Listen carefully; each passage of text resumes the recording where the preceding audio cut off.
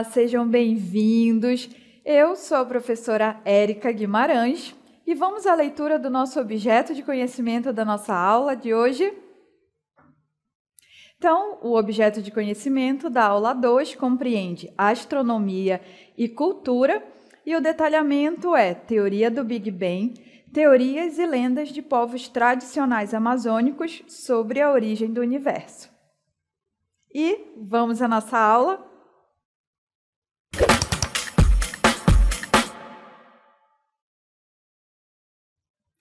Então vejam que aqui neste cenário onde eu estou, nós temos uma fórmula representada logo aqui em cima, né? Onde aparecem os elementos hidrogênio, oxigênio, carbono, nitrogênio, cálcio, fósforo, enxofre, sódio, potássio, cloro, magnésio, silício, ferro, zinco, cobre, manganês, flúor, crômio, selênio, molibdênio e cobalto. Mas o que afinal isso aqui está representando?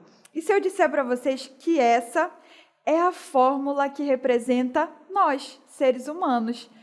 Claro que isso aqui multiplicado milhares de vezes nas nossas células, mas as proporções, elas estão corretas. Então, isso aqui está nos representando nosso corpo, a matéria que compõe esse corpo. E vocês sabiam que a matéria que está presente no nosso corpo, ela tem bilhões de anos? Então, de acordo com astrofísicos, que são aqueles físicos que estudam os astros, toda a matéria que compõe o universo, incluindo aquela encontrada em nós, as pessoas, a encontrada nas plantas, na Terra, nas estrelas, nas galáxias, em todo o universo, surgiu em um evento chamado, Big Bang. E ela surgiu lá no início do tempo. E isso aconteceu há cerca de 14 bilhões de anos atrás. E é justamente isso que nós vamos estudar na aula de hoje. Nós vamos ver, então, entender como o universo surgiu através de duas formas. A primeira forma que nós vamos, então, entender é através da ciência, da forma científica, com a teoria do Big Bang. A segunda forma de entender a origem do universo será sobre as teorias dos povos amazônicos, utilizando um mito de povo indígena. Então, agora a gente vai ver um quadrinho que vai falar um pouco sobre o que foi essa origem do universo e tudo que nele existe. Então, vejam só, aproximadamente 14 bilhões de anos atrás, vejam só, matéria, energia, tempo e espaço, eles surgiram através de um evento chamado de Big Bang. Vejam só o evento chamado de Big Bang. Certo? E vejam só, depois que tudo isso aí surgiu, após cerca de 300 mil anos do seu surgimento, a matéria e a energia, elas começaram a se condensar. O que significa? Que elas se uniram, formaram o que nós chamamos de átomos. Vejam só, então a união da matéria com a energia formou o que a gente chama de átomos. Vejam aí. Por sua vez, esses átomos, eles também começaram a se aproximar, porque eles tendem a se juntar, a se condensar, se unir. E a união de átomos formam o que a gente chama de moléculas. Vejam só, então, as moléculas que a gente pode identificar aqui na imagem. E vejam que a gente tem um conhecimento sobre todas as moléculas que existem no mundo. Vocês sabem, na verdade, todas as moléculas? Não. Todos os átomos que se tem conhecimento. E eles estão descritos naquilo que a gente chama de tabela periódica. Na tabela periódica, eu destaquei aqueles elementos, vejam só, que são os elementos encontrados nas formas de vida que a gente chama. Vejam só, é o que a gente usa um mnemônico chamado CHOMPS para lembrar desses elementos, que são carbono, o hidrogênio, o oxigênio, nitrogênio, fósforo e o enxofre, da palavra, então, chompes, gravem aí, que nos ajuda a lembrar dos elementos que compõem as formas de vida. E vejam só, que alguns desses elementos, depois aí continuando a nossa história, há cerca de 4 bilhões de anos atrás, ou seja, depois de 10 bilhões do início de tudo, algumas dessas moléculas elas começaram a se unir. E vejam só, e essas moléculas elas se tornaram então maiores e complexas. E a essas moléculas maiores e complexas nós chamamos de organismos, que eram então as primeiras formas de vida aí na nossa Terra primitiva, lá nos primórdios, né, do nosso planeta. Vejam só. Então, aí tem uma breve, né, história que a gente acabou de ver nesse quadrinho sobre o que é esse Big Bang e sobre como que tudo se originou. Agora nós vamos ver uma animação representando o que seria esse momento chamado de Big Bang. Vejam só.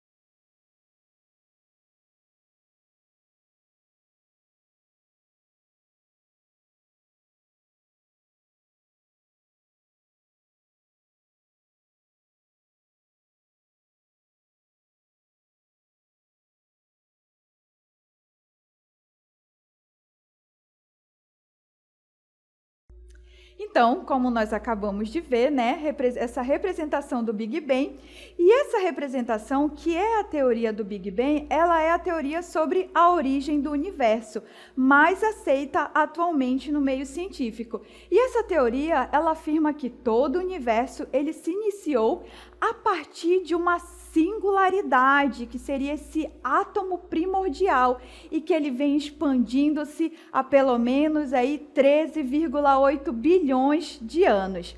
E vejam só, quando que surgiu, né, esse primeiro termo que foi chamado de a hipótese do átomo primordial? A primeira vez que esse termo foi utilizado foi em 1927, chamada então hipótese do átomo primordial, e esse termo foi cunhado então pelo astrônomo e padre jesuíta Georges Lemaitre, que nasceu no ano de 1894 a 1966. Então foi a primeira vez que esse termo foi cunhado. Alguns outros nomes que estão associados, né, à teoria, então, que fundamentam, não comprovam, né, mas dão robustez a essa teoria do átomo primordial. Foi, então, o físico russo Georgy Gamow, onde ele, então, percebeu, né, ele falou que na origem do universo, com a formação dos núcleos atômicos, que ela deveria deixar um rastro de uma radiação detectável. Ele já previu isso, embora nesse tempo ele não conseguiu identificá-la, mas ele já previu. Além disso, nós temos também as observações astronômicas de Edwin Hubble, que ele mostrou que as galáxias elas afastam-se uma das outras em todas as direções do espaço, então apoiando a ideia de um ponto originário e que a partir dele tudo estava se expandindo. Além disso, nós temos também, lá em 1964, enfim, descoberta da radiação cósmica de fundo, que já tinha sido, né, ali previamente relatada pelo Gamow. E aí, quem conseguiu, então, evidenciar foram os físicos Arno Penzias e Robert Wilson. E essa descoberta garantiu a eles, no ano de 1978, o Nobel de Física. Agora nós vamos ver, então, uma representação da história do universo. Vejam só na nossa imagem. Nós temos um ponto inicial, que é ali naquele ponto mais claro. Vejam só, lá no início, onde está descrito flutuações quânticas. Ali estaria o nosso átomo primordial, chamado de singularidade. A partir dele, tudo começou a se expandir, e esse tudo é todo o universo que existe. Então, houve um momento ali identificado como inflação, quando ele começou a expandir exponencialmente, crescendo, crescendo, crescendo muito. E aí, ele estava se expandindo tanto que nada conseguia ser visto, porque ele estava tão denso, tão quente, e aí foi chamado de Era Escura. Só que quando ele começou a se expandir, ele começou então a esfriar, porque houve mais espaço. Então ele foi se esfriando e o que existia ali foi ficando mais espalhado. A partir disso, houve um momento chamado de recombinação, onde aquelas partículas ali que surgiram se recombinaram, formando então o núcleo dos primeiros átomos, que consequentemente formariam ali, há cerca de 400 milhões de anos após, esse início dessa expansão, as primeiras estrelas. E a partir daí, eles foram então, surgindo essas estrelas e o tempo foi passando. Vejam só que essa expansão, ela ocorre até os dias de hoje e ela continua acontecendo. E ela data, então, vejam só aí embaixo, de cerca de 13,8 bilhões de anos. E nós temos, então, o nosso universo atual, com a formação de todas as galáxias e dos planetas que a gente encontra, no nosso universo visível, aí tudo que existe nele. Vejam só, agora eu vou falar um pouquinho sobre cada uma dessas etapas que a gente viu, O começo de tudo, pois apesar da sugestão do nome, o Big Bang ele não foi de fato uma explosão, mas sim uma grande expansão, por razões desconhecidas, de um ínfimo ponto do espaço chamado de singularidade, com densidade e temperatura infinitamente altas. Certo? Depois desse começo, a gente teve o período inflacionário, que é quando o universo tinha uma idade de aproximadamente 10, 35 segundos. Durante esse período, seu tamanho aumentou muito, dobrando cerca de 90 vezes. Ao final dessa expansão acelerada, o universo ele tornou-se, então, mais frio e menos denso. Nesse período, surgiram as forças fundamentais da natureza. Quem são elas? Gravidade, eletromagnetismo, força nuclear forte, força nuclear fraca. Certo? E bem como o tempo e o espaço. Depois disso, a gente teve o universo opaco, onde os elementos mais leves da tabela periódica, que são o hidrogênio e o hélio, eles surgiram nesses primeiros minutos de vida do universo, por meio da combinação das partículas que formam os átomos dele, os prótons, os nêutrons, dando origem, assim, aos núcleos atômicos. Esse processo, ele deixou um rastro de energia detectável e ela é proveniente de todas as direções do universo. Essa energia é o que a gente chama de radiação cósmica de fundo. Durante ainda os seus primeiros 300 e 400 mil anos de idade, o universo ele era tão denso que a luz não conseguia propagar-se. Tudo era como uma névoa densa que absorvia toda a luz. Mas depois disso veio o universo transparente, pois com a crescente expansão do universo e a diminuição da temperatura, os elétrons livres eles uniram-se então aos núcleos atômicos, formando os primeiros átomos nêutrons, na fase conhecida como recombinação. Nessa fase, a luz passou a se propagar com mais facilidade pelo espaço e o universo tornou-se cada vez mais transparente. Depois disso, houve então um colapso gravitacional, onde cerca de 200 milhões de anos após a expansão inicial, as forças gravitacionais começaram a aglutinar grandes porções de gás. Nessa época, a composição do universo era de uns 75% de hidrogênio e 25% de gás hélio. E com o acúmulo desses átomos em pequenos volumes e sob altas temperaturas e pressões, iniciou-se o processo de fusão nuclear dos átomos de hidrogênio, dando origem às primeiras estrelas. E assim, teve, com o passar dos anos, a formação das galáxias. E a força gravitacional foi o que uniu lentamente aglomerados de estrelas que formam as galáxias, que estão em mútua atração, formando então o que a gente chama de clusters, ou seja, aglomerados de galáxias, que formam os grupos locais. Mas, professora, como a gente sabe que tudo isso que a senhora acabou de falar aconteceu? Vejam só, que a gente tem, então, algumas, como a lei de Hubble, que são comprovações de que isso aconteceu. Vejam só a lei de Hubble, que em 1929, Edwin Hubble, ele estava observando o céu. E ele observou que a luz emitida por outras galáxias, elas apresentavam um deslocamento da tonalidade para o vermelho. Agora nós vamos entender isso nessa imagem em maior aumento. Vejam só. Aqui na nossa imagem. Então, ele estava observando o universo e, como ele viu, a gente tem que lembrar que a luz ela é uma onda e, dependendo do comprimento dessa onda, ela pode ser assim, uma onda mais curta, ou ela pode ser uma onda mais alongada. Quando a onda ela é mais curta, a gente percebe a luz em uma coloração azul. Então, vejam só na imagem sobre essa lei de Hubble. A luz ela se comporta como partícula, mas também como onda. Então, vejam só, quando a gente visualiza essa onda, ela pode ser dessa forma mais curta, onde a gente vai verificar a coloração azul.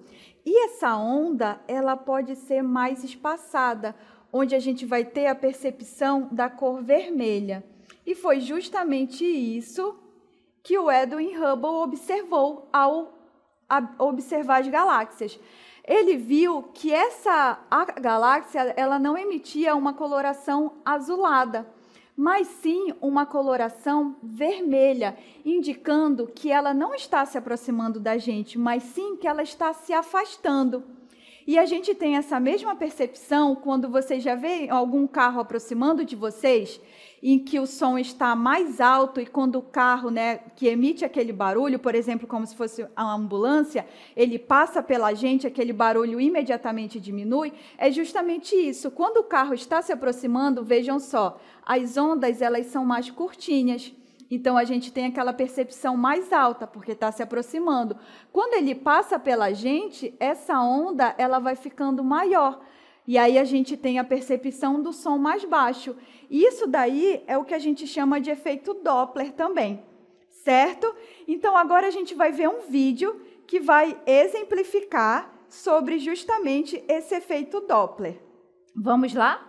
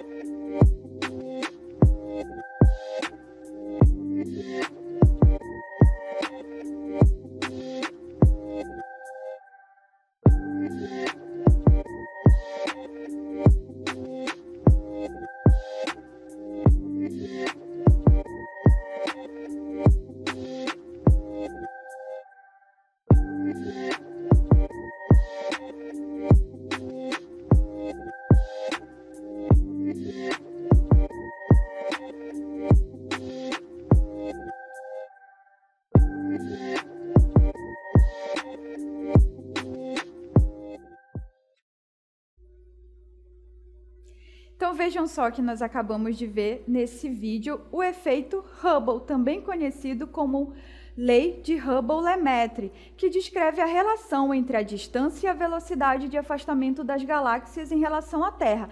Quanto mais distante uma galáxia está, mais rápido ela se afasta. Essa relação é uma evidência da expansão do universo e é um conceito fundamental na cosmologia moderna. Além disso, nós temos também, então, a percepção lá do George Gamow, que foi uma das principais contribuições que ele fez enquanto estudava a formação dos átomos de hélio e hidrogênio, onde ele sugeriu que a formação dos núcleos atômicos, chamado de nucleossíntese, nos primórdios do universo deveria deixar um rastro, uma radiação detectável na faixa das micro-ondas. E quem foi que fez a percepção dessas micro-ondas não foi Gamow, mas foi ali Arno Penzias e Robert Wilson, em 1964, que descobriram acidentalmente a chamada radiação cósmica de fundo, que já havia sido prevista por Gamow. O que é ela? Que a radiação é a radiação eletromagnética que é emitida nos momentos finais da explosão de um corpo celeste, confirmando novamente a teoria do Big Bang. Agora a gente vai ver, então, vejam só, uma representação do que seria essa radiação cósmica de fundo, o som do Big Bang, que nós vamos ouvir agora. O que seria esse som? Vamos lá?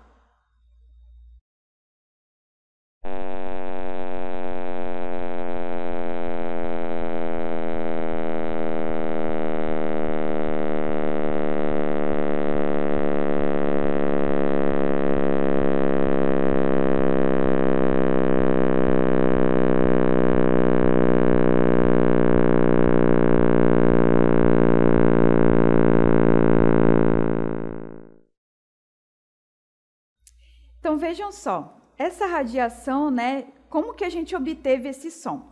O professor emérito de física da Universidade de Washington, em Seattle, chamado John Cramer, ele criou uma forma de conversão matemática das variações de temperatura da radiação cósmica de fundo. E aí ele transformou essas informações no som que a gente acabou de ouvir. E o sinal de micro-ondas e radiação terahertz, ele foi captado pelo radiotelescópio espacial Planck, da Agência Espacial Europeia. Professora, isso aconteceu há muito tempo. Como a gente faz para estudar o Big Bang? A gente tem o CERN, que é o maior laboratório de física de partículas de altas energias do mundo, e aí está representada uma parte, né, desse CERN. Na verdade, está representando o grande colisor de hadrons. E saibam que o Brasil ele é membro associado do CERN. O que aconteceu? Nos primeiros minutos após o Big Bang, o universo ele era muito quente, e bilhões de graus mais quente do que qualquer lugar do universo atual. E esse calor ele conferiu às partículas de matéria do universo primitivo uma quantidade extraordinária de energia, fazendo com que se comportassem de maneira muito diferente das partículas do universo atual. Por exemplo, as partículas se moviam muito mais rápido naquela época e colidiam umas com as outras com muito mais energia. Então, essa colisão é o que é simulado no nosso grande colisor de hadrons. Assim, se essas condições elas não existem mais, como os cientistas eles estudam, né? Eles estudam com ferramentas mais poderosas, que é o acelerador de partículas, que é um dispositivo que permite aos físicos recriar as condições logo após o Big Bang, criando um feixe de partículas em movimento rápido e reunindo-as em colisões altíssimas de energia. Certo? Então, é isso que é realizado no nosso CERN. Só que, além disso, vejam só, a gente também, né, para pensar quem nunca ficou parado e olhando para o céu, não é mesmo? Então, vejam só que a gente acabou de ver o que é, como foi a origem do universo por meio da ciência. Só que muito, né, também, o que vem sendo feito é os povos tradicionais amazônicos. Eles ficam olhando o céu, né, e não somente isso, se perguntando de onde é que veio tudo.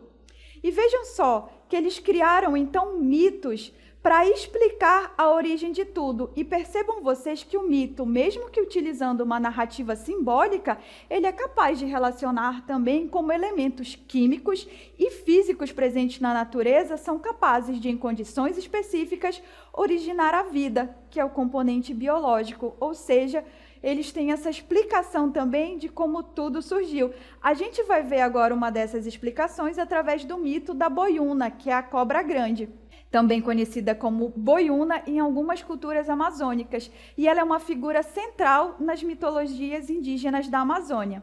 E agora nós vamos ver, então, a representação do que é, né, esse mito da boiúna. Acompanhem comigo. No começo de tudo, o mundo era água e escuridão. Nada se movia, não havia árvores, peixes, pássaros ou gente.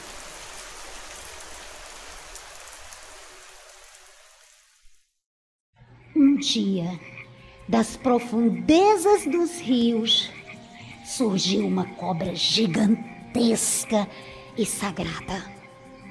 Seu corpo era imenso e cintilava como se fosse feito de luz e minerais.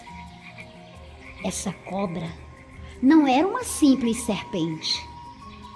Ela carregava dentro de si o poder da criação. À medida que a cobra deslizava sobre a água e tocava a terra em seu corpo encantado, milagres começaram a acontecer. Os igarapés se formaram, Os troncos das árvores brotaram da lama, as flores desabrocharam pela primeira vez. Onde antes havia silêncio, surgiram os cantos dos pássaros, o coachar dos sapos e o zumbido dos insetos. Os antigos dizem que a cobra ativou as forças escondidas da terra, como se tivesse iniciado uma grande reação. Uma mudança invisível que transformou o barro em vida, o sol em forma, a matéria em cor. Para os povos indígenas, isso explica como nasceu a biodiversidade.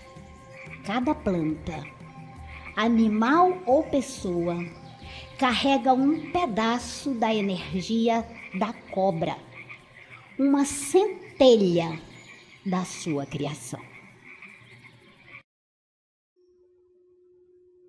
Então, nós acabamos, de ver o mito da boiúna narrado pela professora Dinanci. E vejam vocês que esses mitos amazônicos com relação à origem da vida e histórias como a da boiúna e outros mitos amazônicos, eles representam um elemento crucial do ecossistema cultural que define a região. E suas histórias, eles transmitem importantes lições sobre respeito, equilíbrio e coexistência com o ambiente natural. O mito da boiúna, então, ele está profundamente enraizado na cultura indígena da região e ele oferece um olhar fascinante sobre a relação entre o homem e o ambiente natural, bem como reflete sobre questões de conservação ambiental e a preservação da cultura e tradição indígenas. A lenda da cobra grande, ela não é apenas uma história do passado, ela continua viva nas palavras dos anciões, nas águas dos rios e na luta pela preservação da floresta. O que a gente percebe, então, de relação dos mitos amazônicos com a ciência?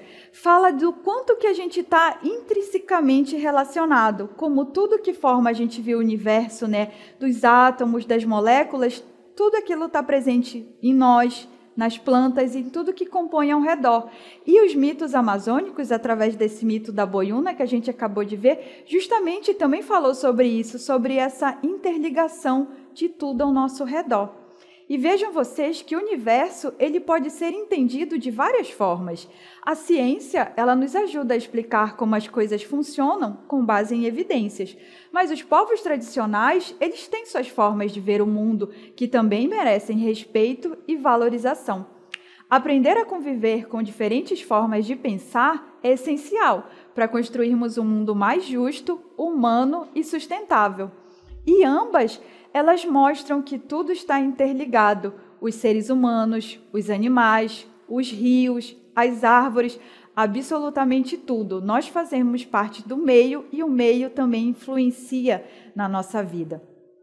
Dessa forma, desrespeitar a floresta, o meio ambiente, é quebrar o equilíbrio sagrado que sustenta a vida em todas as suas formas. E essa foi a nossa aula de hoje sobre como o universo surgiu, conhecendo a abordagem da ciência e a abordagem do mito amazônico através do mito da boiúna. Muito obrigada e essa foi a nossa aula.